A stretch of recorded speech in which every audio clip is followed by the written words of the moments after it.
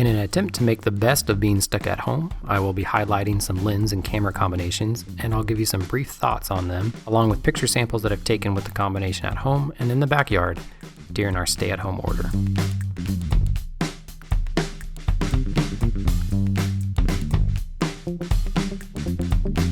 This time we have the super-takumar 24mm f3.5 lens with my Pentax K-1.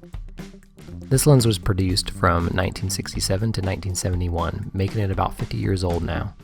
It came with this nifty metal lens hood that, when paired with my K1, makes it look like some sort of mini medium format film monster.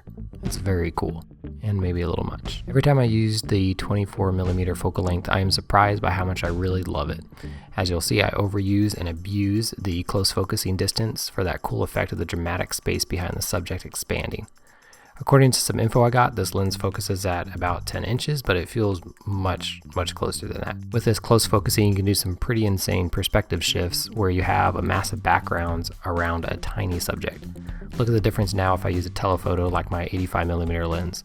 The subject is the same size in the frame, but the background is so much tighter. It has a totally different look. Surprisingly, even at f3.5, you can get some pretty decent out-of-focus background on full frame and focus closely. Though for indoors, this proved a hurdle, and I was often shooting at ISO 3200 to compensate for the small aperture.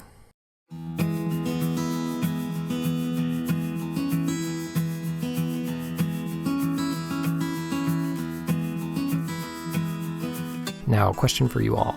Do any of you own the old FA Star 24mm f2? If so, leave me your thoughts below. I think I would really like that lens to combine this focal length with a larger aperture.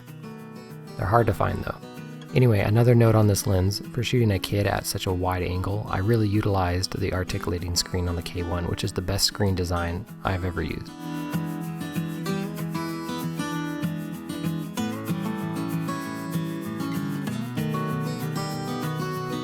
Overall, I really like this lens. It did not disappoint with sharpness at all, and it renders everything very nicely. It just flares bad, even with this crazy cool lens hood. Once again, thanks for watching. If you have any suggestions of what lens and camera combo setup I should shoot with next, leave me a comment. I'll put in the description what I got right now. Until next time, happy snapping.